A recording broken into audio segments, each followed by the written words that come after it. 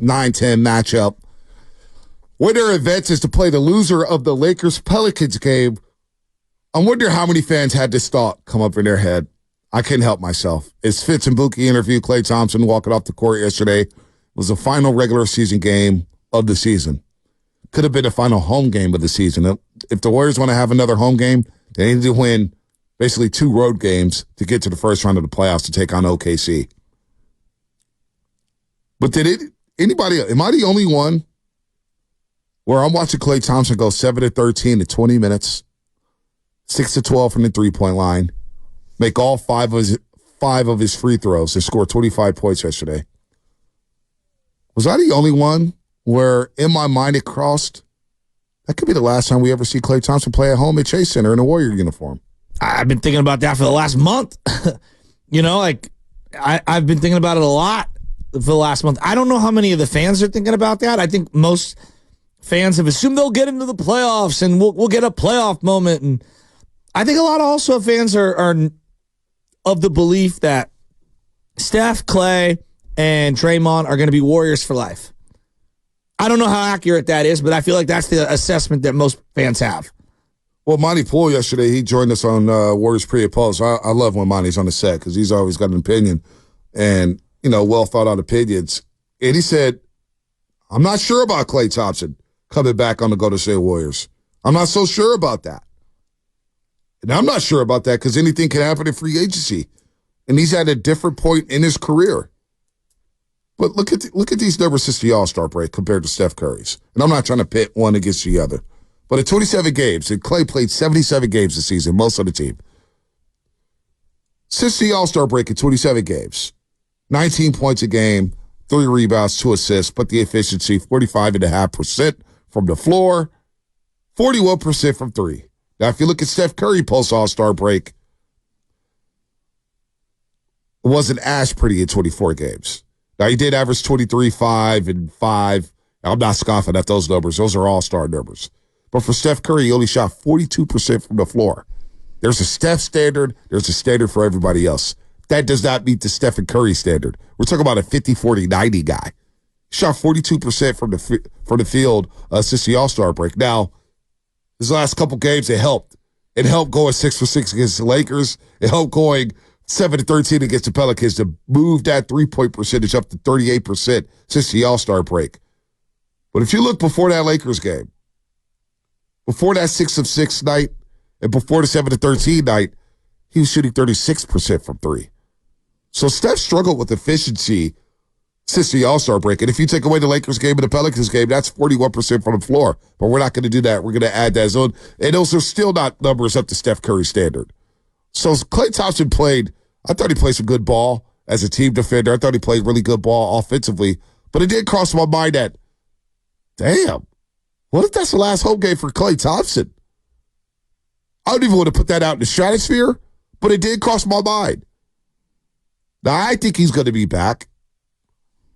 It's hard to see me not seeing number 11 in the Warriors uniform. Boy, you don't know what could happen in the summer. I don't know what could happen. I don't know what's going on through his mind. He told Draymond Green on his podcast, look, man, I want to be a Dub for life, but let me see what's best for my mental health. Let me see what's best for me. What'd you make of that? That he's going to weigh all his options. No, but like him saying that what's best for his mental health. What did you make of him saying that? Basically, it's just because that surprised me. Well, it didn't surprise me, but it's just like, hey, mentally, is this the best spot for me now? I know that some of the fan base has rode me hard, and he listens to all that. He admitted. Klay Thompson hears the noise. He hears that people say he's washed. You don't think that bothers him? Obviously it did. It bothered him when he didn't finish that game against the Brooklyn Nets. It bothered him initially when he didn't start and he had to come off the bench, but he embraced it. He sat back, said, you know what? I'm blessed to play basketball. So he's going to do what's best for him. It did sound like, I mean, again, I'm reading between the lines here, but from Klay and from what he said and from what Steve Kerr said, a seminal moment in Klay's career in Klay's season this year was him and Steve Kerr having multiple conversations and him coming to some sort of an epiphany. That did feel like it was like the line of demarcation for him to kind of take off. And you saw it in shot selection. You saw it in him distributing the ball significantly better to someone like TJD. You saw his efficiency go up. I do think before a lot of the conversations, he really did care about starting. Absolutely. And I know you said guys don't care about starting, they care about finishing. No. I said they care. Some people do, but they also more care. He went crazy because he didn't finish. Well, there's no doubt. But I also think it matters to him. No, it did. I agree with the closing. But I also think on the front end, like both are true. I think he really cared about starting. And then once he allowed that situation to kind of play itself out, naturally now he's back into the starting lineup and everybody's better for it. But you know what though? When he came off when he didn't finish that Brooklyn game on the road, that was the first time we seen him express it to the media. Like, whatever. Like, we won the game, but it visibly bothered him that he didn't close the first half or the second half. For sure. That seemed like that put him over the edge. Like when he came off the bench, he was like, you know what? I get to find the rhythm of the team, whatever. It's fine. Look, he's an all-time legend. He's a Warrior lifer, and whether he stays a Warrior or not. But a big part of the last couple of years has been his emotions on the floor. Like that's been a big part of what they've been navigating, right. Whether it's individually with him or the greater team dynamic, like that is a big thing. And so I think that me personally, because I know last year I was very harsh on him. This year, as he's come around, I've come around on him. I find him to be playing a really good basketball. The connection that he's had with TJD has been really, really good. I feel like his shot selection and getting his feet set before he shoots has been so much better. In terms of what they do moving forward, we have to let that thing play itself out. Both people, both Klay and the Warriors, if they're going to go in a different direction, the Warriors better have an upgrade. Well, who was it that called us? Your boy in Florida, Boca Raton? He said, man, this league values Klay Thompson. And I don't know his sources. Does this team, so like right now, with the team that they have right now, they're the 10 seed. And we can make all the reasons and why they are the 10 seed. Like I've been saying all morning, a couple games here and boom, they're in the 6. Is that good enough? I don't know. I don't think so. Because that's where I get torn on the Klay conversation, where I'm like, he's a valuable player for this team. But like, how else are you going to find upgrades? And then is there an upgrade out there? Yeah, I don't know. What's he going to get? I tell you what, 10 seed's not good enough. No, it's not good enough. Agreed. And Memphis will be better next year. As much as I joke about the Memphis Grizzlies, they will be better next year. Josh coming back. Ja's a problem. When he's on the floor, he's a dynamic player. So Ja's going to be back. You don't think Wemby and the Spurs are going to get better?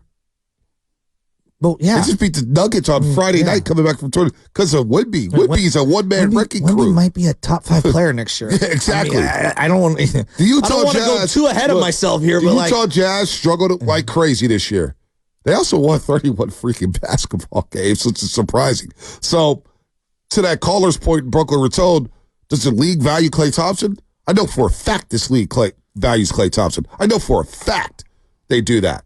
Now, I don't know his sources, but I know my sources, and I know my sources say, boy, if Klay's available, who couldn't use the shooting that he provides on any given basis? Well, the Warriors could use the shooting. That's what I'm saying. But I guess this goes back to the price has got to be right, Bob Barker. Well, for the price has got to be right, and how much better are you going to be with Klay Thompson back next year? You're 10 seed right now.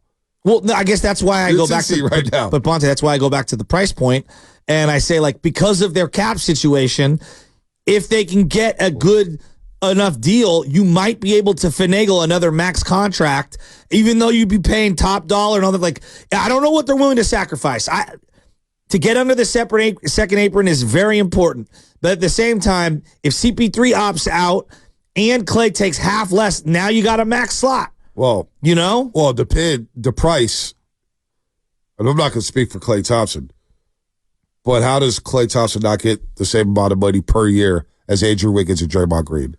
But that gives you the 30 plus that CP3 would have, plus the extra 15 to 20, and then you can move some other guys. Like, you create a max slot is what I'm saying. If he can take $25 million a year. All right. But even then, we don't even know. But then there's got to be a guy available. And also CP3 is a team option, not a player option. So I don't know what you do there. I don't know. That conversation is for the offseason. And who knows when the offseason will start? Could start tomorrow night. Could start Friday night. Could start in 2 weeks. Who the hell knows when it's going to start? But the Warriors have to win tomorrow against Sacramento, as we'll break that game down ad nauseum tomorrow here on the Morning Roast. Let's go to BPA. Brian in Palo Alto, what's happening? One word to describe the season, BPA. I'm sure you got a doozy.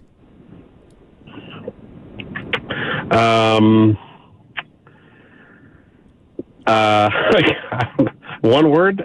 Not shocked would be 2 words, but yeah, I didn't think. I mean, obviously, I didn't think they would be the 10 seed, but I didn't think they were a championship contender coming in. I think that all the other discussion around Klay and other stuff, right? It's all about. It has to be if you're going to move forward with Steph, it's about getting him a second star, because every other contending team in the West has one generally.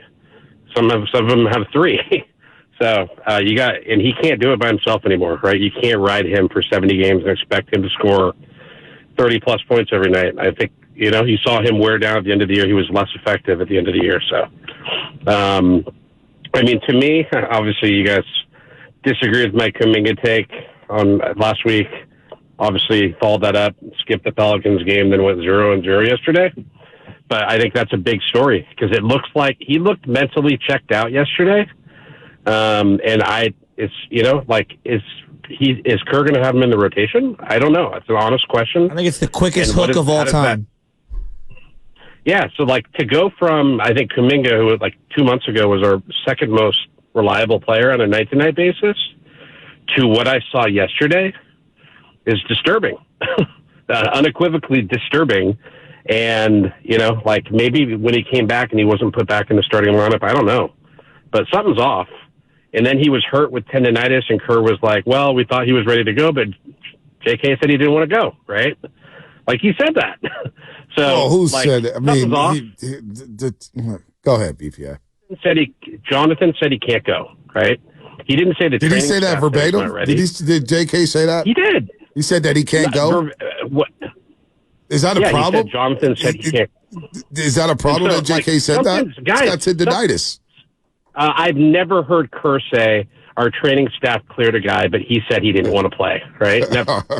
So something's off, guys. I'm sorry. I hate to break the narrative of JK took this massive leap, but taking a leap means you got to close with the leap. And he hasn't closed with the leap. I'm right. I'm sorry. And, we'll see how it plays. I don't think he's going to be – if he's not playing 25, 30 minutes tomorrow and you're going into the offseason with that, it changes the whole narrative, because Kuminga is a guy that you opt in CP3, because it's the Warriors' choice to opt him in, by the way. It's not CP3. Yeah, no, it's team option. And you can package him out and expiring with Kuminga. With Kuminga will get you a top-level guy. Come on, if you feel like that about Kuminga, BPA, how do you think other GMs feel about Kuminga? You truly believe that Kuminga is going to net you a Tier 1 player in the NBA? I think it will opt to give Steph a running mate for sure. I mean, look. Who would that running mate be? The Suns got Beal, who I don't think Beal's the greatest player on earth. What did they give up to get Beal? Did they give up the sun and the sun and the moon? Chris Paul, and they took on the contract. So it's on some level, it's a choice, though, right? If they want to get a legit second guy with Steph, they can do that. They have the assets. So you believe JK and other assets could get you a second star? What would those other assets be? Now I'm curious. I don't know. I'm not a GM, Well, you just said you're acting like you are. You just said that you get a second star for JK. In some alternate universe, I feel like you're Fitz's, alter ego or something. Like the way that he described certain things was certainty. I mean, I'm right. You're wrong. Kuminga's fading. When did Kuminga say the tendonitis obviously is bothering his knee? I guess I missed the Kerr thing. Yeah, I may have missed that too. Maybe somebody run that back for me. Did Kerr say we cleared him and he doesn't want to play? One thing I do know about BPA is I know JK wants to play. What are you talking about? That's part of the that's why he had the meeting with Steve Kerr in the first place, because he wants to play. That's the whole Kuminga rift. He wants to. Why did he go to CJ Holmes last year in the Chronicle? Because he wants to play. Why did he go to Shams Charania midway through the season? Because he wants to play. Now you're saying that, you know what? He's got knee tendonitis and his job got taken, so now he quits on the team? Well, damn, if he's a quitter, then we can't have that. That's a bigger problem. Is he talking about Friday against the Pelicans? He didn't play. He didn't play. Well, Pelvic contusion. Correct. Kerr mentioned that he's planning to rest some guys and that Kuminga could be a candidate there. So if you want to ask me, like, one of the hidden things that's frustrated me, and look, guys are hurt, but like these maintenance days and all these little, like, this guy's taking this day off. Like, I could point to so many games. The Maverick game in Dallas, for example, the one Wiggins doesn't play. Wiggins and Kuminga missed that game. It's like if one of those guys plays, boy, I feel like they win that game. And I could be wrong. Maybe they still blow the game. But, God, there's just so many of those throughout the season. Let's go to, did Kuminga say that? I don't think Kuminga said that. Now, Friday night I was shocked he didn't play. And it had nothing to do with the tendonitis. But he is out of rhythm right now. And I know Kalina Azubuike yesterday on a cover sheet, he goes, boy, it'll be good to get JK back into a rhythm that he was in before he missed the 6 games with the knee tendonitis. But there's no doubt tomorrow night, in my mind, that if he does make a couple of mistakes early, Kerr will have a quick hook. You can't mess around with this game. You cannot mess around with this game. You lose this game, it is over. And we're talking about one of the most riveting off seasons in Golden State Warriors basketball history, I believe. Look, I know this is a tipping point this off season. This will change. This could dictate the next 10 years of the franchise. The biggest offseason they had was the year Durant left. Up until this point. This one feels even bigger because you got so many things up in the air. Like, there's just so much. But BB, the Kuminga thing, I do think this is very important. I do worry about his psyche and just where he's at and about confidence and all those things. Like, there's clearly a frustration with what's happened to his role and his pecking order on the team, and I get it. And I also get it from the team standpoint of why they're rolling with other guys and why they're rolling with the hot hand. And I feel like the train is going down the tracks, and he jumped off the train for a couple of weeks, and he's had a tough time jumping back on the train with where he was 4 miles ago. Does that make sense? Yeah, no doubt. And I see both sides of it. I see his frustration, but I see the greater, like there's the bigger picture, which is the team. Moody's also frustrated. You don't think Moody's frustrated as well? Yeah, but I don't think Moody has ever been has impacted winning the way Kuminga has. But you don't think he's frustrated, and you don't think that Moody deep down inside thinks he can impact winning too? I think CP3 is frustrated on the inside that he's not playing more and having more of his finger on. That's why the whole finishing thing. Yeah. It matters to guys who's on the floor in winning time. But I also when the cameras are on, like there's a lot of people in the first quarter who don't get there by the starting lineups. They're drinking their beers, they're in the bathroom, they're late to the party. But everybody's sitting still in the last 5 minutes of crunch time, watching to see what goes down. Whoa, that was nice. Was that conscious? Not conscious. No, it was a freak in the morning, a freak in the evening. Who was that? Was it a Dean? Dina Howard. Yeah, Dina Howard. There you go. Look at you. My hockey number 3 just went rogue, and I don't know where it's playing from. So I think I'll have to get Tim Jordan back in here. I think it was Dina Howard. I think you're right. All right, Dina Howard. But one more thing. I think when you're an established player and you've made hundreds of millions of dollars, just using CP3 as an example, I do think that you change, you mature, you're 39. Like, Kuminga has yet to establish himself in the NBA. I think there's a part of him wanting to prove I'm a starter, right? Because there's levels to each thing. Am I an NBA player? Yes. Okay. Can I be a role player? Yes. Okay. Now I want to be a starter, right? Like I want to be a starter, and I want to get paid, right? And I think those two things are linked for him. So I think there's a lot of things at play here. And I don't think the Warriors' record or where they end up at the end of the year are at the forefront of his desires right now. And I also believe that he thinks that, and I'm not knocking him for that because I think I'd feel the same way at 21 years old.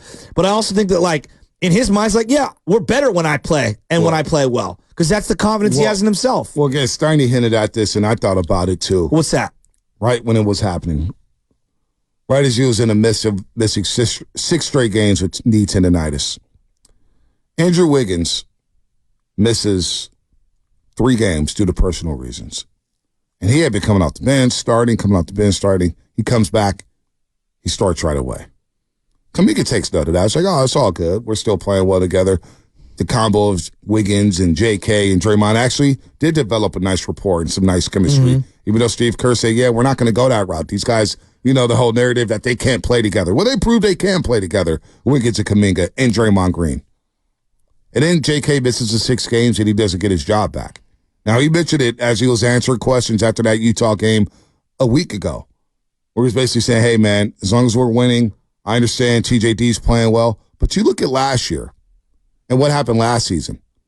Wiggins misses 2 months of the season. J.K. helped save the season a season ago by stabilizing things, whether it was starting or coming off the bench. J.K. played really well heading into the playoffs. And then Wiggins comes back. Now, the first game, Wiggins comes off the bench against Sacramento, but what do you know? Wiggins is now in the finishing lineup for the Golden State Warriors in that game 1 against Sacramento. And from that point on, J.K. barely saw the court. So those are also baked into the equation. So is the young man mentals a little fragile by not playing? He's probably thinking, boy, what else do I have to do? I average 20 points a game. I get to the free throw line. Outside of Stephen Curry, nobody gets to the free throw line like me. We had to rename the segment Flying Above the Rim to Eric Congo because he was on there ducking off somebody's head every single night. And he's playing well and rebounding. He's defending. Now there's going to be mistakes. You got to play through that if you're a young player. Trey Murphy the third. Brandon Ingram. They've had those opportunities. Obviously, they're not on championship teams, so it's a little different here. But you got to be thinking, if you're JK, you're like, what else can I do? And now here we are talking about the playing game, where if he makes a couple mistakes early, he may not see a lot of playing time. If I polled 100 Warrior fans, as we're doing a year in review here, who was better this year, Wiggins or Kuminga? I think Kuminga. What do you think the numbers are when you poll 100 fans? Don't know. It depends on the day. 50-50? 2 weeks ago would have been 80-20. Okay. What's it today? I don't know. I'm eager to hear from Dub Nation on that. I don't know. I think Kuminga in a landslide was better than Andrew Wiggins. The last 2-3 weeks, no, but that doesn't encapsulate the body of the season.